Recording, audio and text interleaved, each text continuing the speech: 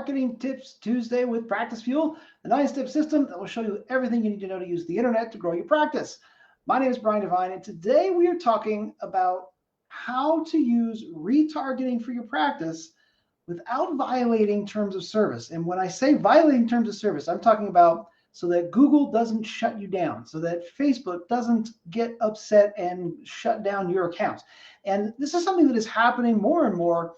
The internet providers like Google, Facebook, excuse me, the social media providers are really starting to crack down on this stuff.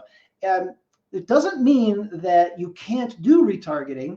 And so just a quick overview, if you're not familiar with retargeting or remarketing, what it means is that when somebody lands on your website or a page that you control, like a landing page, you can put what's called a pixel on their phone or their computer so that you can now follow them around. You might have heard that Apple has made this more and more difficult. They have, but there are workarounds. Don't worry about it. We'll take care of you.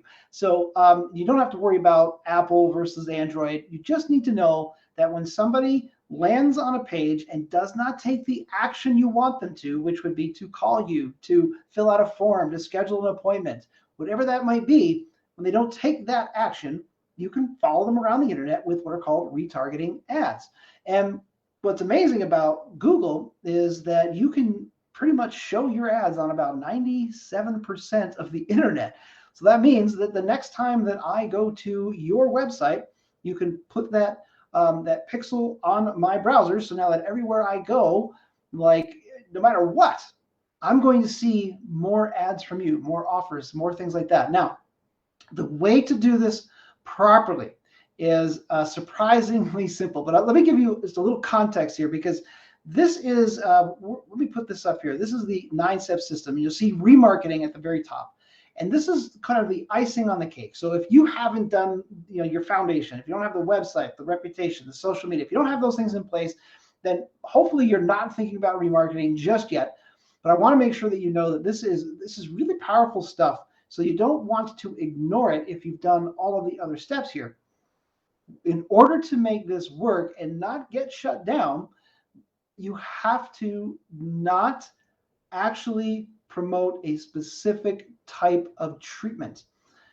So that means you can't promote Invisalign, you can't promote braces, you can't promote whitening or implants. So you might be asking, well, what would I promote? How is this going to possibly help me? Well, here's the thing. If I have come to a page that has high intent, meaning that I was reading about Invisalign on your page, I was reading about implants, whatever that service is, you know that it's high intent. So people land on those pages. You want to now follow them with those retargeting ads. And what you can do is you can focus on the value of your practice. You can focus on reviews. You can focus on the overall architecture, like whatever it is, as long as you don't say, hey, we noticed you were reading about implants, so here's an offer on implants. And that is something that it works extremely well. Today, we really just don't want to do that. And you want to stay away from it because you will get shut down. Eventually, they will turn off your ads. They'll remove all of the hard work that you've put in place. So I just want to make sure that you know that you can still run retargeting ads for your dental practice, for your orthodontic practice. Just stay away from specifics. And that's why we recommend that you follow people around with review type ads. So what you're doing is you're basically saying, hey, this person thinks we're great, maybe you will too. This person thinks we're great, maybe you will too. And you can do that with video, you can do that with static ads. We like to do what we call motion ads, where we just have like one thing change on an ad. And it might just be like the click here for more, or the learn more button is just changing color every 4 to 7 seconds.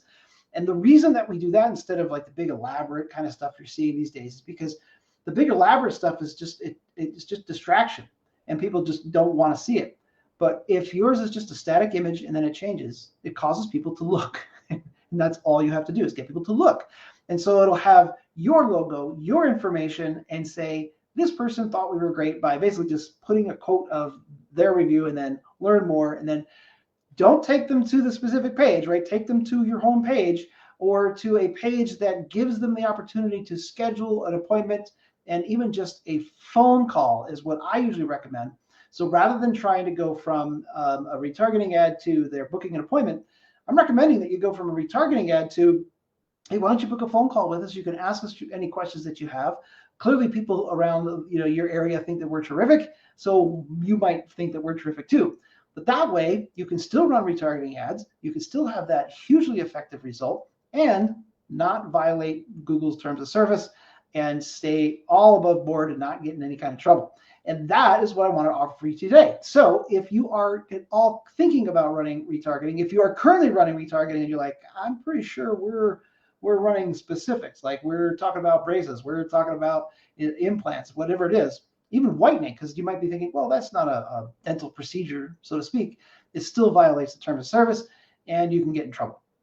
So rather than set up lots and lots of accounts knowing that they're going to get shut down and just kind of chasing that around, don't do that. Just make it all about giving people what they want. And maybe it can be a special offer, right? You can still do special offers. Just don't be specific about what it's for. It can be for your next visit, and then have them schedule the call so that you can then find out what they need on their next visit.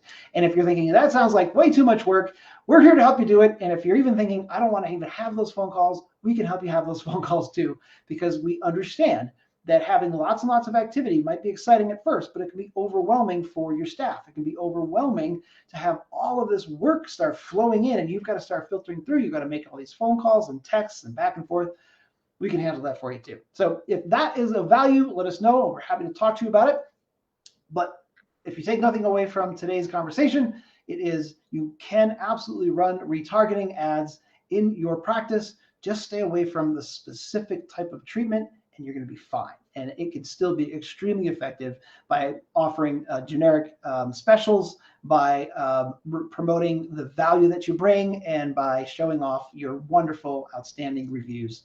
And that should get you to where you need to go. All right, let me know if you have any questions, and we look forward to seeing you next time on Marketing Tips Tuesday with Practicefuel. That's it for me. Bye for now.